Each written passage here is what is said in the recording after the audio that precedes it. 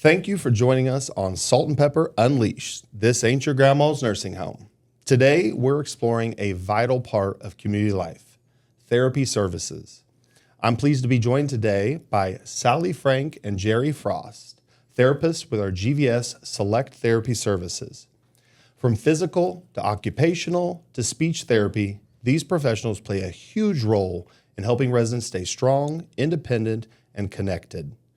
Whether it's regaining mobility, finding new ways to manage daily tasks, or improving communication, therapy can be life-changing and, yes, even fun. Jerry, Sally, welcome to the show. Thank you. All right. How fun can it be on a scale of 1 to 10? It can be great fun. I mean, you put fun and functional and you go from there. Oh, how many times do you say that in a day? Once today, but many times in the past. Okay, very good. All right, so I'm curious, what inspired each of you to become therapists and to get into this field? Well, in high school, I'm an athlete. I was an athlete, not anymore, but I tore both my ACLs, so I had to go to therapy, and I knew what it can do for you. So that was the main reason I came into therapy. Now, for the geriatric part is more so my clinicals. Whenever you see the difference you make in someone's life, and you see the difference, especially when they're at this age and stage in life, it's huge. It's huge. So that's mine. But before we go to Jerry, a couple questions. First of all, what sport? Soccer and softball. Soccer and softball. Okay, which sport did you tear? One on each. No kidding. Yep. Maybe Left you should leg try soccer, right leg softball. Maybe, I don't know. I've heard pickleball is pretty good, right? A little less intense. Never tried it. Well, okay, something to look into. Okay. All right, but you talk about your clinicals and seeing the change, and I think I know what you mean. But when I look at like top tier athletes, Yeah. you it's almost like the law of diminishing returns when it comes to the amount of work and effort that you put in as a therapist or as a trainer. And correct me if I'm wrong, but you can provide 10 hours of therapy or therapeutic services, and maybe you improve by just one increment. Right. But with someone, a senior who maybe has fallen, had a surgery, broken a hip, something along those lines, you can put in 2 hours of therapeutic type services and see, 10 levels of incremental growth and change in their functional. Is that kind of what you're getting at there? Well, I mean, when you're treating like pediatric or someone that's like my age, like in their 30s, 20s below, college students, I mean, yeah, it's nice to see anyone progress and get better, but that they can do a lot of that on their own. When you hit the geriatric field and you see them progress and they have less support, less need or less equipment, more needs, that's more along the lines that I'm thinking. Like that's where you see the biggest progression or the biggest smile on your face when you see them opposed to someone who is younger and still has all these, they're going to get better. That ACL is going to be fixed. When they have a fall, they don't break their hip necessarily. They are a lot less prone to what's another word? Really, I think what you're getting at is you're able to feel a significantly greater meaning in the impact that you have in their lives than you would, say, a 20-year-old athlete or something like that. Right. I think that's awesome. I think that's a testament to not just the demographic that we serve, but the impact that we are able to have on that demographic. Absolutely, yeah. That's awesome. Well, Jerry, that's a hard one to follow. I don't know if I can follow that one, Jordan, but I will tell you what. Sort of the same background and guidelines coming from personal training background, an active lifestyle. I as well played sports, baseball, wrestling. Just seeing the aging population and what they go through on a daily basis comparatively to younger kids or someone who can rebound much quicker, more rapidly, don't tend to worry about that injury so much. They're always saying, it'll be okay, I'll move on. However, as they get later in life, all of those injuries impact them in some way, some significant, some not. But just seeing the difference in the change you can make with the elderly population is just much more rewarding for me. That's awesome. And honestly, in this environment, I feel like you get to see that impact be lived out too, so much more than an athlete or a training client that you would see twice a week, and then you don't see how that functional gain is utilized in their day-to-day life. Whereas residents here, you can actually see their improvement and see an improvement in their general livelihood based off of what you do to work with them and help them. Yep. So what is maybe the most common or one of the most common misconceptions with your profession, specifically working with seniors? I would say that in order to come to therapy, that they have to already be injured or something really wrong has to have happened, some type of accident. So they don't understand the prevention part of therapy in all three fields, physical, occupational, and speech. So that's the most thing that I see misunderstood here, especially when I would come over and do those health talks. Lots of people had eye-opening things to say. So, and I think from my position, it would be the saying, you can't teach an old dog new tricks, because we hear so many times and so frequently that someone never knew how to do something the proper way, or they never knew there was an assistive device, or they never knew there was some form of adaptive equipment that they could use to gain their independence functionally on their own without assistance. Which I think that's wild to think about. It's sad to think about the number of people who make that assumption and live with those assumptions, but it's amazing to be able to be the one to say, no, actually there is a solution. What are you talking about? I've got it right here in my second drawer. Yes. I think that's great. And then Sally, with yours, it's like, when do you go to the gym? In daily life, if living your life, in your 20s, 30s, 40s, 50s, 60s, you go to the gym generally, preventatively. You don't go to the gym as a response to something. It's kind of a similar concept, right? You watch what you eat to prevent yourself from being overweight. You don't wait intentionally to become overweight and then start diet, right? That's not the intention of it. And so what you're saying is be intentional about taking care of yourself and preventing injuries to where you don't have a significant change in function that you are forced to address. right. And I think that's, when you put it like that, it seems so common sense or commonsensical. But a lot of times I've realized common sense isn't always common practice. And I think that's where you two and your teams come into play. Yeah. So talking about teams, tell me about how you all work with other care team members across the entire campus and how you collaborate with them to really take a holistic approach to improving residents' lives. Gosh, I'd say there's several ways. I mean, we do a lot of care plans. Mostly Jerry does those. Like our collaborative care meetings, Medicare meeting. There's always speech. There's always nursing. Everyone, MDS from all different parts of the SNF over there, the kitchen. I mean, housekeeping is in some of the meetings. It's just everyone takes a role in what they can do for each resident individually. You mentioned one of those meetings. I know a lot of our viewers and listeners, a lot of times in our industry, we use a lot of acronyms and kind of industry verbiage. But one meeting I want to talk about specifically, you mentioned collaborative care meeting. That's one that I think has one of the greatest positive impacts. And it's a question I'm going to follow up on regarding independence and how we help residents maintain their independence. And And really, we'll just kind of lump my follow-up question in with my next question regarding that. Tell us more about collaborative care meetings and who all comes to those meetings, why they're there, and what we do together with the specific intention of maintaining people's independence.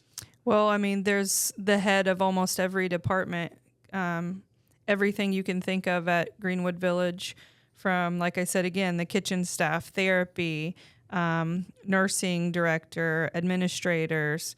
I mean, pretty much the head of maintenance everywhere, IT, everybody. So it's one of those meetings where you see it, you say it kind of thing. If you see any resident struggling or had something off, something that's not usual, then we report it in that meeting, and then the appropriate person would follow up. So if someone sees someone driving their power chair down the hallways in independent living or outside and unable to get in and out of the elevator, up and down a curb, that's kind of where I would take over and look at that patient, assess, see if it's something that we can help with occupational therapy.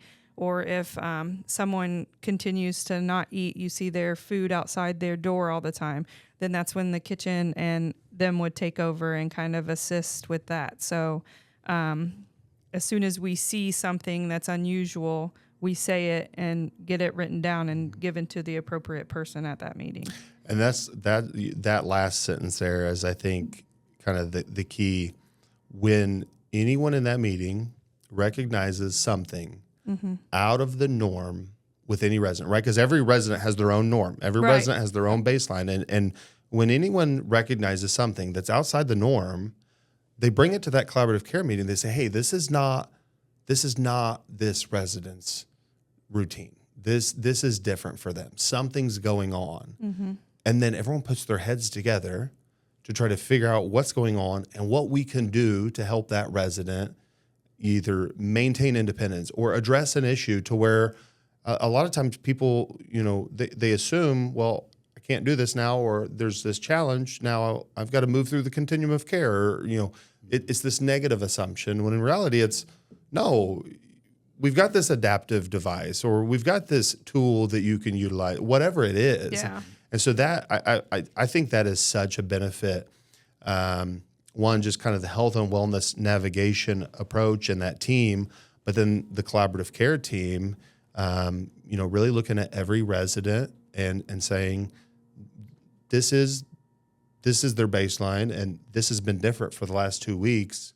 Something's going on, and they're not going to raise their hand and say, hey, I'm feeling a little off. Yeah. But they've got almost an army of people who love and care about them, trying to prevent anything bad from happening. I mean, it's very much a team effort. Yeah. Anything you want to add to that collaboration piece? Because, I mean, that to me is one of the most remarkable. No, they were great answers. I guess from my position, I just look at it as like the village mentality. Yeah. You tend to, as an individual or as a professional, to look inside your own box, what you're comfortable with, what you feel is going to work best for that patient. But that's not always the right adage or the way to go about it. You have to bring that topic to other people who may think outside of that little box that you're in, have them look at it from their position, and they might be able to utilize those tools in a better manner than what you can as an individual. And I love that too, because you even said it's basically the leader of every department. And a lot of times when you have that, you in other organizations, you're met with egos, right? Or, personalities who say, no, this is my lane. I know this. But what you're saying is, we've got a team where people aren't, so stubborn or hard-headed to think that they know all of the information, and that there may be some opportunity here for me to learn something new or to, take a different approach. And I really appreciate the fact that we have a group of folks who do take that approach and are not just take that approach, but proactively seek that approach and collaborate with others. A lot of what we've talked about so far is really focus on like the physical concept of therapy. But tell me about the emotional aspect of well-being as it relates to therapy services? Well, I mean, that can be involved in a variety of ways. Sometimes we get residents. Some of them are like, we have to get, I have to be here all day long to get better and quicker, and so that plays a toll on us as well as their caregiver, as their therapist, because then we see all the different sides that go into it, and we know if we have to find ways to get around the depression, find ways to, get them stronger, better, quicker, faster to reach those goals. And I just feel like there's no shortcuts unless it's a temporary solution. And I think you have to revert back, and you have to look at the holistic approach, as you stated. You have to look at the medical, you have to look at the physical, the different emotional states people are in, and then treat that as a unit rather than just that individual component, and to get the full effect of your treatment. Well, I think to that point, just knowing that there is an emotional component to it, right? Exactly. Just being aware of that on the front end, I think makes you that much more powerful as a therapy team to understand that, the same, person A, person B presenting with the exact same circumstances, signs, symptoms, etc.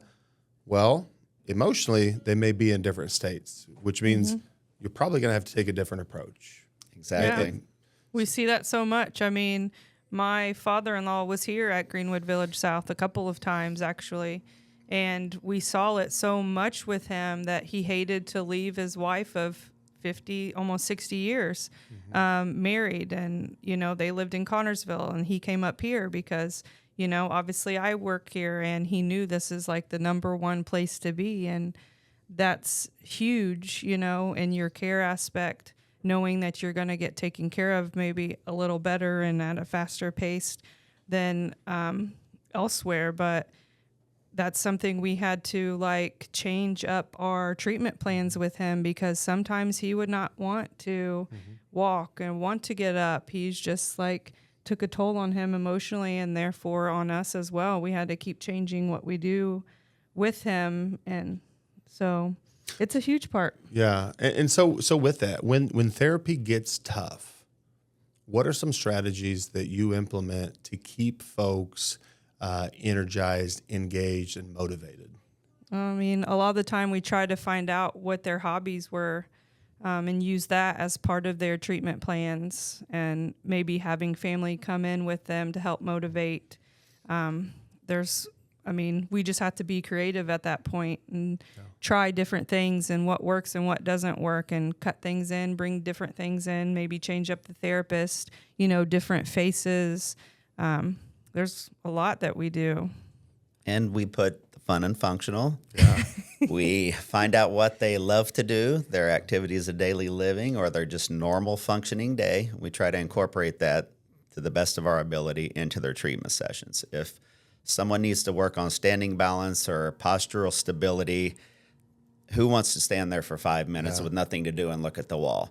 We'll grab them a golf club. We'll have them try to putt. We will do functional things that they love to do, that they've done in the past and they want to continue to do, but we try to put our functional aspects into that.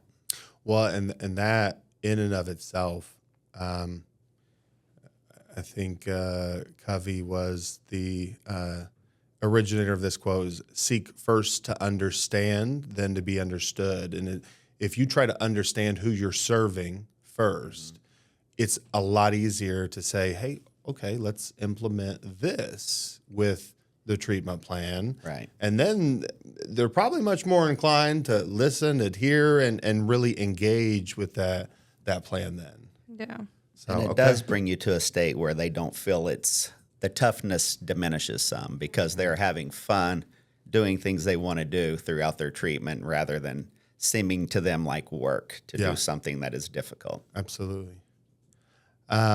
What are some simple ways that older adults can stay physically active without, any significant, a lot of times I think people assume high impact or high stress work or high workloads, What are some simple ways they can stay active? Walking's the number one way. I mean, also here, like, or anywhere, different gyms, they have like groups that you can do yoga, just different workout groups that aren't high impact or don't really include a lot, rock steady boxing. There's several things, but I would say the number one way is just walking for the older population who maybe don't like to go to the gym or, get into the group mentality. Yes, and I would jump on there with the group aspect here at GVS. I mean, it's a wonderful place. There's so many different activities going on. The wellness center, the things at the pavilion, the activities department is just top notch. I mean, there's so many things to do on a daily basis that the options are there for you to choose and utilize. Yeah. And I think you both kind of hit on it though too. It almost creates a little bit of this social accountability when, I'm going to this activity, twice a week with 3 of my neighbors, or Margie, the wellness center manager, is saying, "Hey, Jerry, you weren't at class today. What's going on?" And it's like, oh, I feel like I have a personal connection with her, so now I feel like I let her down, and so now I'm going to show up next time, and I know she's going to give me a hard time, and it's kind of like again, it comes down to that social accountability, and it's not just the social connection, but there's the accountability with it, because people actually create meaningful relationships and they care about each other. One of the things I know that our residents and seniors in general really care about is, and when I say care about, they think about it, and whenever it's mentioned, it is a topic of discussion, but fall prevention, right?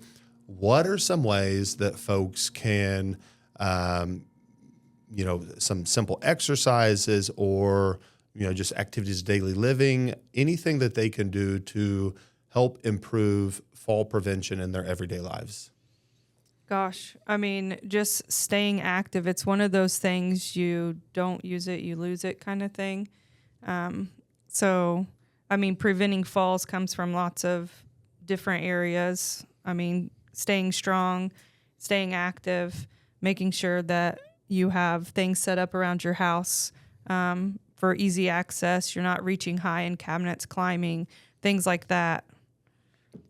And I think it's consistency of activity as well. It's the use it or lose it mentality. And when you stop or you begin to diminish some of the skills that you've had in the past, and then you try to go back and readdress those, it puts you in a compromising situation to where that potential for risk is much greater. You also can go from the aspect of, if something does happen, just getting back up from a fall and doing things that you can do to try to strengthen yourself and know those activities in case something does happen, and you have a good idea of where to go from there. Well, and really, when I think about that, there's three things here. There's fall prevention. There's falling the right way, which we haven't talked about, but that's a real thing, right? Learning how to fall appropriately to where you minimize or mitigate the negative outcome of that fall. And then to your point, okay, now I fell. What do I do? How do I respond to this? And whether that's, somehow getting help or, getting back to your feet safely, a lot of different things when it comes to falls. But I know falling is top of mind for a lot of seniors. And so the more we can kind of educate and encourage folks to work towards prevention, education on, mitigating the negative impacts of, but then also educating on, okay, something happened, how can we help? How can we get back to that level of function? And to your point, Jerry, it's like, how many times have you experienced this with residents or clients where you start them with something and they're frustrated because they used to be able to do so much more. Yes. And it's like, See that a well, lot. you didn't utilize that for 24 years. And so we're here now. This is our new starting point. And so that's great. You've got that history. Let's work towards that goal, but this is the starting point. So just kind of reframing it for them. Yeah, and a perfect example of that would be stair utilization or going up and down steps. A lot of people lose that ability because they quit doing that. Yeah. So they'll, I won't say take the easy way out, but the elevator and different options are there and they're viable and they're great. Yeah. But when you stop utilizing those muscles, then you start getting the atrophy, the weakness. Then it becomes difficult to go up 2 flights somewhere. So, Well, and I know that there's many residents around here that they won't touch the elevator intentionally. And for viewers and listeners that don't know, every elevator, there's a stairwell right next to it. I will see groups of friends split, and some go on the elevator and some go down the stairs or up the stairs. And it's like they are so intentional about maintaining that ability. And I say kudos to them because they're gonna remain that much more active, that much more longer. yes. All right, here's a fun one. What is your favorite out of the box activity that you utilized for therapy at any point in your careers, but specifically for seniors? It's a hard one. Out of the box activity. I don't know. Probably like for me, I like to fish, and so I would say the fishing. We have a fishing game and the pond that we've taken people to before. Working on balance in an uneven terrain, doing the curbs to get there, just balance when releasing, all of that kind of stuff. So we kind of incorporated the fishing part into a therapy session a time or two to some fishermen that was their passion. So that's probably one for me. Yeah, and I've had so many. It's just hard to choose one. I mean, people will do anything from flying kites to fishing, as you said, to raised gardening for a flower bed. They love to garden, but yet they can't bend over or they can't get down and get back up.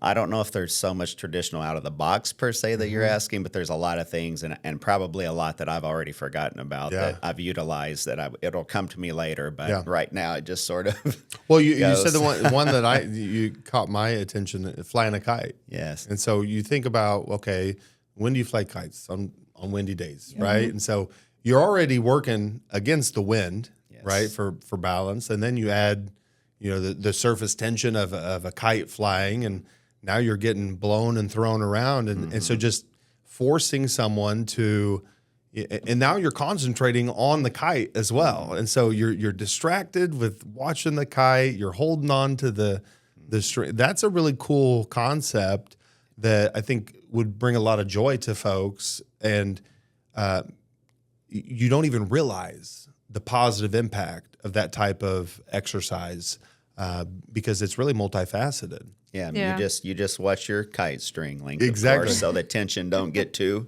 great. Absolutely. Many people associate speech therapy solely with speech and language. What other areas do you support through speech therapy services? Swallow is the biggest. Comprehension, safety awareness, those kinds of things. Speech also hits on, and like swallow is actually one of the biggest, more than cognition a lot of the times. So not sure there's much else. Problem solving, I mean, they do a lot. Their field kind of is huge. Yeah, I think we just incorporate that into the treatments as well, because with the speech, the aphasia, the receptive and expressive, and just making your needs known from a patient or resident compared to the way that we are instructing the patient to follow instructions and recall the instructions that we've given, and them to respond in an appropriate way and do that activity with that information safely and effectively to increase their independence. I mean, they really have a lot of areas and aspects that they can cover that's just not in those one or two general directions. Yeah, they work hand in hand with occupational therapy a lot too. They can do things like dementia staging and, their field kind of incorporates into physical therapy as well. We work together, maybe someone forgetting to push up from their wheelchair when standing, like they reiterate those things in their session or make signs or give them symbols in order to help remember you've got to push up from your chair before standing. Making sure their brakes are locked, all of that kind of thing. They do. So I'm going to maybe throw a controversial one out there. Okay. Right? Speech therapy, occupational therapy, physical therapy. Who's the glue? Physical does. Physical? Physical is the glue that brings it all together? He'll disagree. All of it? Holistic It's just a approach, ball it of glue? is. It's really whatever deficit is Yeah. there, because everyone is going to have one major component and a lot of minor components. So if you get the major component isolated, and then the PT, of course, for the movements, the strengthening, the OT for the functional aspect of that strengthening and movement, and the speech with just the overall mindset and how to do that movement safely. Yeah. So we all cross over. Yeah. Every in a patient certain has way. a different glue, I would say. Yeah, every patient, you're right. Every patient has a different aspect that's more important to them. That's where the occupational comes in. However, we all can look at a patient and know there's a physical component that is going to be definitely the PT aspect. Well, and I like how your response is they're all the glue, and they're all the glue in different circumstances. And so you look where is the primary deficit? Well, that's your primary pillar, right? And then it branches off and supports from there. And so in one situation it may be speech, in another it may be occupational, and in another it may be physical, but everyone's playing a role in the successful outcomes of that resident. So good on the spot answer. I like that, Jerry. Thank you for summarizing. Always on your toes. Always on your toes.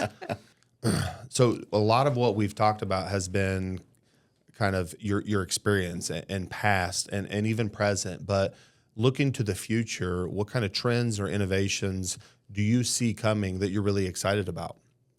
Sally and I have already addressed this a little bit with each other, and with GVS and the new additions that are coming, including the aquatic possibilities, we really love that aspect due to the low impact, the patient's importance of going and doing something from the cardiovascular aspect to just the overall wellness. But the changes that are coming up with GVS, I mean, we are highly and very, very much encouraged by that. Yeah. There's some other trends, kind of like Rock Steady Boxing, those kind of groups that we see more the geriatric population going towards. So that's another one. But yeah, when we get the new wellness center here and everything and all of the upgrades, it'll be huge for this population and being able to do all of that. Yeah. Is it true that swimming is the only exercise that's both aerobic and anaerobic simultaneously? I would think so. And I do not know. I cannot answer All right, that. we're gonna have to again. If we were on the Joe Rogan show right now, we'd have that pulled up on the screen in front of us, and we wouldn't have to. But we'll follow up. We'll put a little cue up on there so people will know if that's true or not. So again, I really appreciate both of you coming on to our show and giving us a lot of insights and experience and expertise. And the fact that both of you are here for the reasons that you are, a lot of times I think people get into fields like yours because they want to work with athletes and they want to work with these high-performing, human beings. And the reality is you're able to have so much more meaningful impact working with a population like the residents of Greenwood Village South. And you thankfully have recognized that long before, and here you are making that impact every single day. So thank you for that, which leads me into our signature question, which is, if you could be remembered for one thing, not here at Greenwood Village South, not necessarily professionally, but just generally in life, if you could be remembered for one thing, what would it be and why? I want to be remembered as always being there, always recognizing you and understanding you, and that goes like within my family and friends aspect within Greenwood Village, I want to be remembered as someone that always noticed. And I feel like your answers have already indicated a lot of that. Again, why you're here, why you're working with this population, the impact that you want to have on others, and that kind of that selfless approach. So sounds like you're well on your way to leaving that impact. What about you, Jerry? Give me your funny answer and then give me your real answer. I don't know if I have a funny and a real, but I will say that I know it's cliche, but what you hear with people is people don't remember what you did or what you said, but they do remember how you feel. And that's one thing when I run into old friends or I run into people that I knew, old staff, old patients, just different people. The one thing we talk about are the good times and the times when things were going well and the times when people were healthy. And I just think that's what people want to remember. They want to remember the good times and strive to make better times. Yeah. And I think you kind of referenced, if I'm not wrong, it's the Maya Angelou quote, right? People will forget what you said, they'll forget what you did, but they'll never forget how you made them feel. And that kind of ties in with, and I think really when folks just stop and take a deep breath and take a step back out of the day-to-day, that's the human element of life. You know, how do we make others feel, and how do others make us feel? And that's really what matters. It's really what matters. And so I appreciate the fact that we have professionals like you leading the charge in therapy here at Greenwood Village South, serving, residents across 64-acre campus, and, helping them live better, healthier, more independent lives every single day. So thanks again for coming on the show. It's our You're pleasure. welcome. Thank you.